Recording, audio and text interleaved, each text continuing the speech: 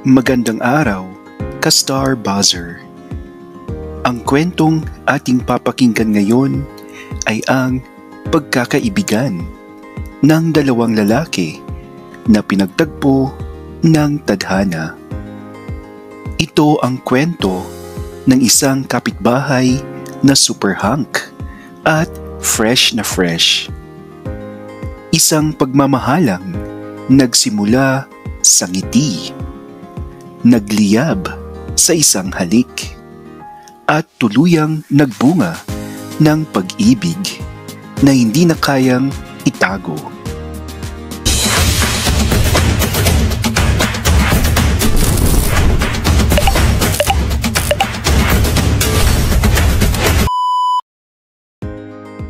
Sa isang simpleng barangay lang, nakatira si JV. Isang 24-year-old call center agent na sanay na sa night shift. Tahimik lang ang kanyang buhay. Bahay, trabaho. Trabaho, bahay. Wala siyang ibang libangan kundi mag-internet at minsan ay manood ng mga kapitbahay mula sa bintana kapag nag-iinuman o naglalaro ng basketball ang mga kalalakihan sa kanto.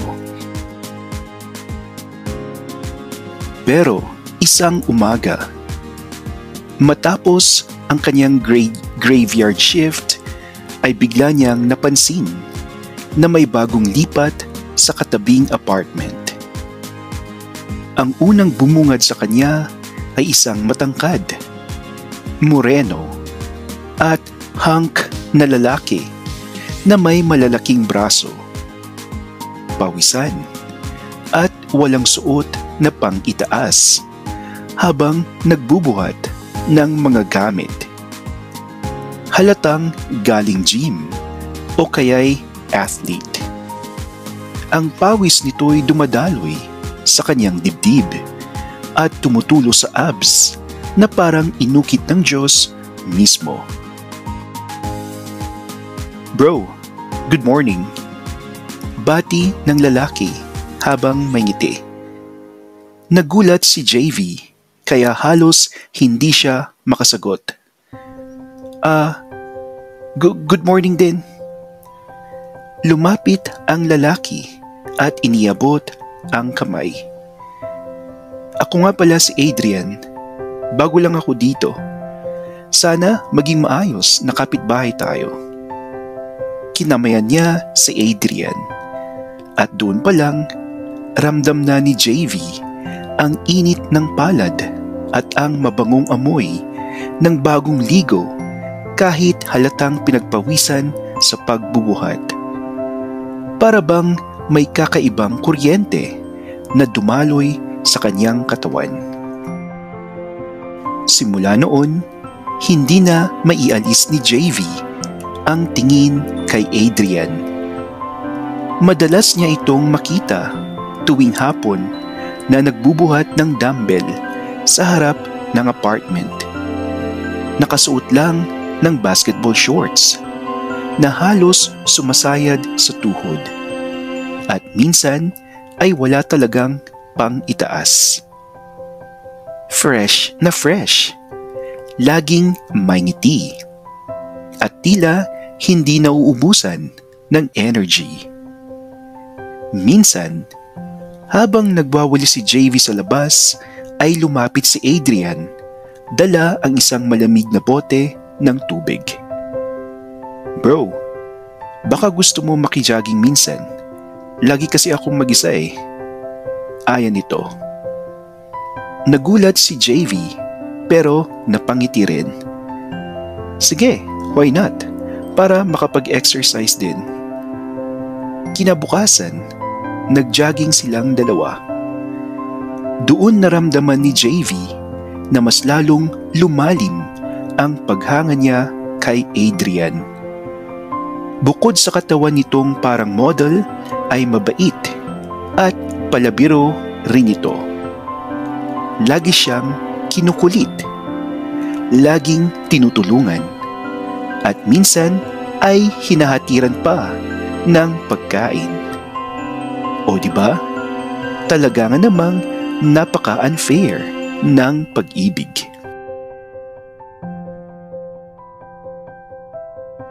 Habang lumilipas ang mga linggo ay napansin ni JV na iba na ang tibok ng puso niya tuwing kasama si Adrian. Kapag naglalaro ito ng basketball sa kanto, ay siya ang unang cheerleader kahit palihim lang. Kapag nag-aalok ng tulong si Adrian, gaya ng pagkumpuni ng gripo o pag-akyat ng mabibigat na grocery, ay lagi niyang nararamdaman ang kaba, lalo na kapag nagtatama ang mga mata nila. Isang gabi, matapos ang inuman sa kanto, ay kumatok si Adrian sa pinto ni JV. Medyo tipsy ito at nakangiti. "Bro, pwede ba akong makicharge ng cellphone? Naiiwan ko kasi yung charger ko sa probinsya eh," sabi nito. Pinapasok niya ang hunk kapitbahay na laging mabango.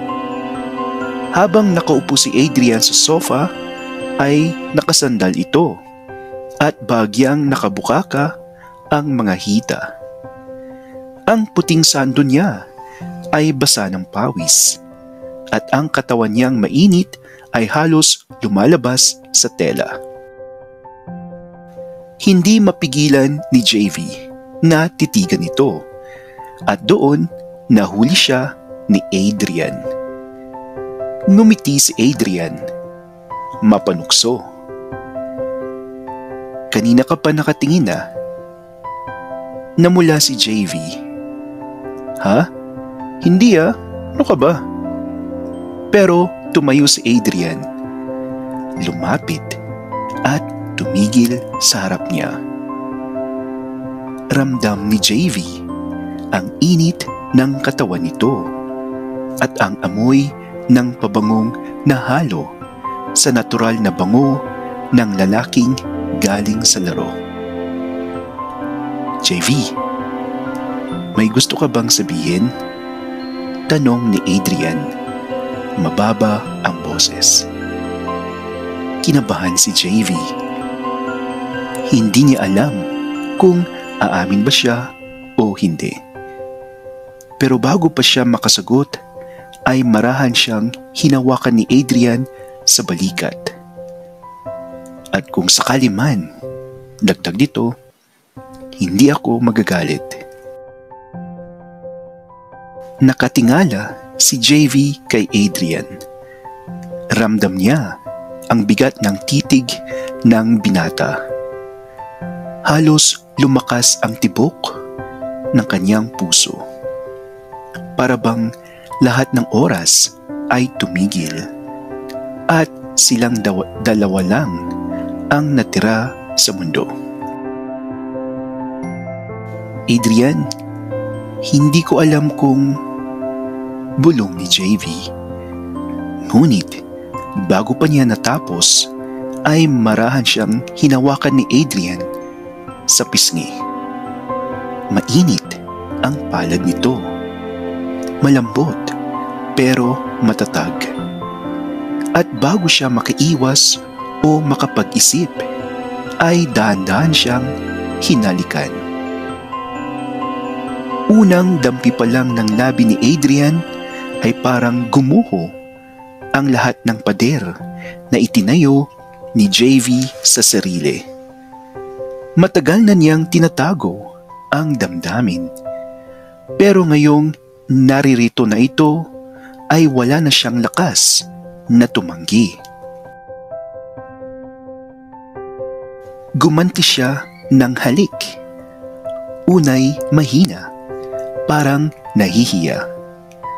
Pero nang maramdaman niya ang init ng hininga ni Adrian at ang diin ng pagkakadikit ng kanilang mga labi, ay tuluyan siyang nadala. Humawak siya sa matigas na dibdib ng binata. Ramdam ang tibok ng puso nito. Samantalang si Adrian ay marahang dumausdos ang kamay sa bewang ni JV. Hinapit siya palapit hanggang halos magkadikit na ang katawan nila. Matagal ko na rin napapansin, JV, bulong ni Adrian habang nakadikit ang labi sa kanyang tenga. Pero ayokong pangunahan ka. Nanginginig ang tinig ni JV. Adrian, natatakot ako. Baka hindi tama. Ngumiti si Adrian, saka marahang kinagat ang ibabang labi nito. Wala namang mali sa nararamdaman natin. Wala tayong inaagrabyado at higit sa lahat, totoo ito. Kinabukasan, nagising si JV na tila ba nasa panaginip pa rin. Hindi niya alam kung paano haharapin si Adrian matapos ang nangyari kagabi. Pero bago pa man siya makaisip ay narinig niya ang katok sa pinto. Pagbukas niya ay nandoon si Adrian. Nakasuot ng simpleng puting t-shirt at shorts. Bit-bit ang 2 tasa ng kape. "Good morning, neighbor," bati nito na may ngiting parang walang nangyari.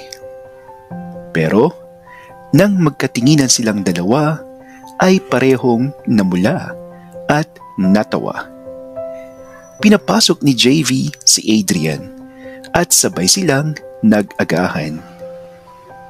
Hindi nila kailangang mag-usap tungkol sa halik kagabi dahil ramdam nilang pareho ang kanilang nadarama. Simula noon, mas lalo silang naging malapit. Madalas silang sabay magluto, sabay mag-jogging, at minsan ay sabay manood ng pelikula sa sala. At sa bawat gabing magkasama ay lalong lumalalim ang koneksyon nila. Hindi na lang ito tungkol sa pisikal na atraksyon. Unti-unti, nauhulog silang pareho.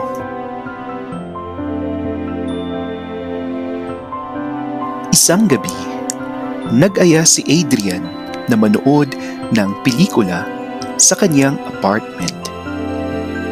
"Walang mali siya, promise," sabi nito sabay kindat. Pero habang tumatagal ang pelikula, ay mas naging tahimik ang paligid. Nasa sofa sila na magkadikit ang balikat. Unti-unti, bumagsak ang ulo ni Adrian sa balikat ni JV. Parang nahihimbing. "Adrian, gising ka pa ba?" tanong ni JV. Ngumiti ito, nakapikit. Gising pa. Inaamoy lang kita." Namula si Vaklushing JV. "Loko ka," sabi nito. Pero imbes na magbiro pa ay biglang tumingin si Adrian sa kanya. At sa isang iglap ay muli siyang hinalikan. Ngayon, mas matindi at mas mapusok. Hindi na ito simpleng halik, kundi halik ng pananabik. Niyakap siya ni Adrian ng mahigpit at ramdam ni JV ang init ng katawan nito. Ang bawat hininga nila'y nagsasalubong. Ang bawat dampi ng labi ay parang apoy na hindi kayang pigilan. "JV," bulong ni Adrian habang mas lalong dumikit. "Hindi ko na kayang itago. Gusto kita. Ikaw ang hanap-hanap ko araw-araw." Napapikit ang Vaklushing si JV. halos maiyak sa saya. Adrian, matagal na rin kitang gusto. Akala ko imposible. At doon, tuluyan na nilang isinuko ang lahat ng alinlangan. Sa gabing iyon ay wala ng ibang mahalaga kundi ang init ng kanilang pagmamahalan. Sariwa, totoo, at walang takot. Mula ng gabing iyon ay hindi na maikakaila ni JV at Adrian ang kanilang relasyon. Sa bawat umaga ay sabay silang nagkakape. Sa bawat hapon, magkasama silang nagja-jogging. At sa gabi, magkadikit nilang hinaharap ang katahimikan. Pero, hindi naging madali ang lahat. Sa isang barangay na puno ng usisero, mabilis kumalat ang chismis. Bakit daw laging magkasama ang dalawa? Bakit daw laging nasa apartment ni Adrian si JV? At kung bakit parang hindi na naghihiwalay? Isang beses, narinig mismo ni JV ang dalawang kapitbahay na nagbubulungan. Sayang si Adrian, ang gwapo pa naman. Straight na straight ang dating. Yung pala, may lihim. Si JV kasi, halata na. Baka nakuha na niya. Saad ng mga vaklushing jinggiters. Nasaktan si JV, pero tinangka niyang itago ito kay Adrian.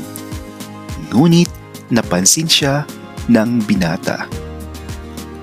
Ba't parang malayo ang isip mo nitong mga araw?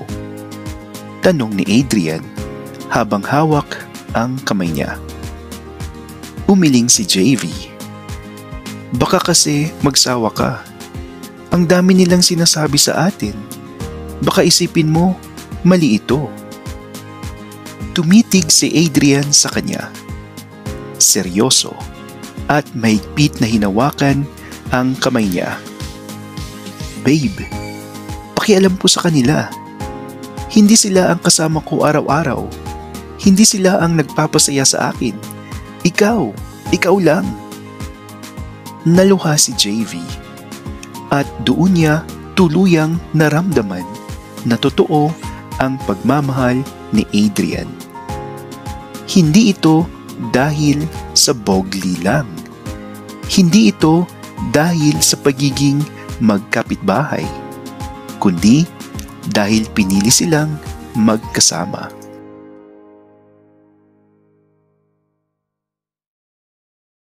Lumipas ang mga buwan.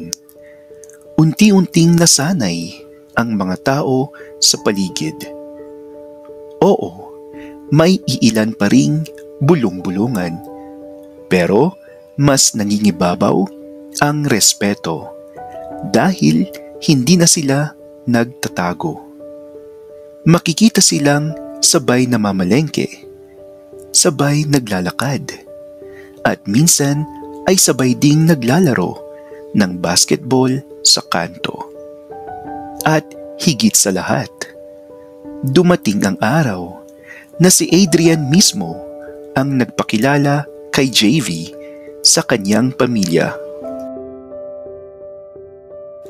Sa unay nagulat ang mga magulang niya, pero nang makita nila kung gaano kasaya ang kanilang anak, ay natanggap din nila.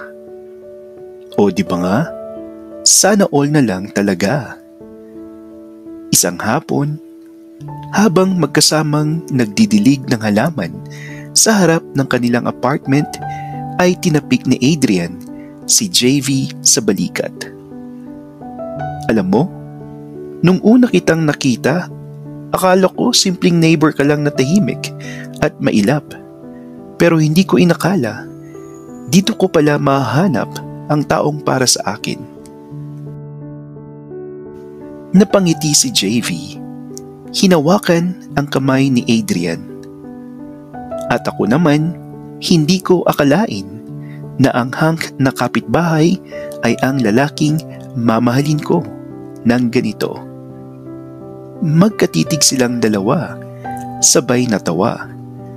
At sa gitna ng dapit hapon ay hinalikan ni Adrian si JV. Hindi na lihim, hindi na patago, kundi buong pagmamalaki. At doon nagsimula ang bagong yugto ng kanilang buhay. Magkapitbahay na naging magkasintahan. Magkasintahan na naging tahanan ng isa't isa.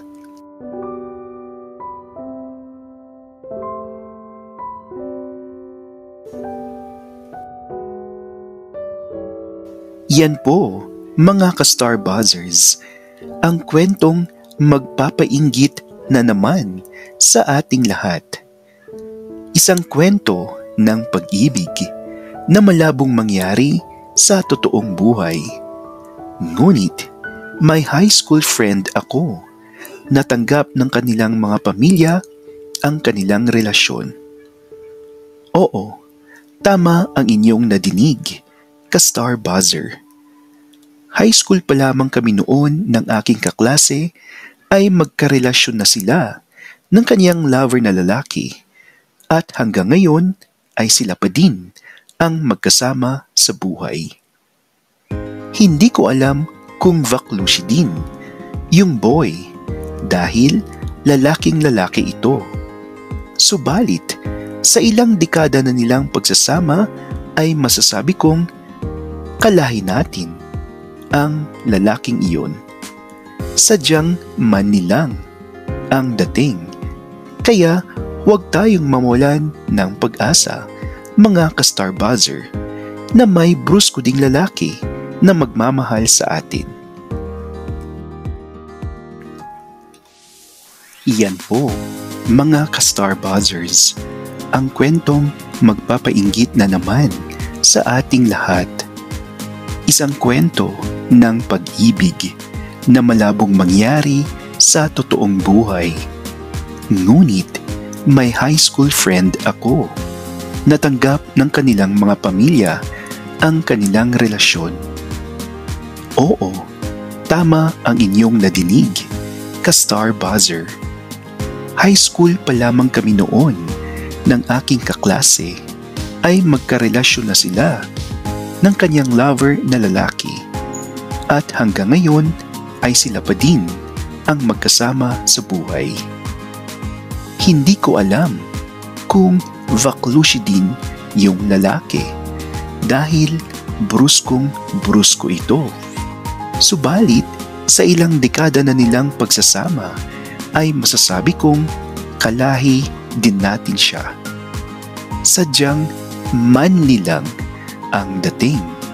Kaya huwag tayong mawalan ng pag-asa, mga ka-Star Buzzers, na may brusko ding lalaki na magmamahal sa atin.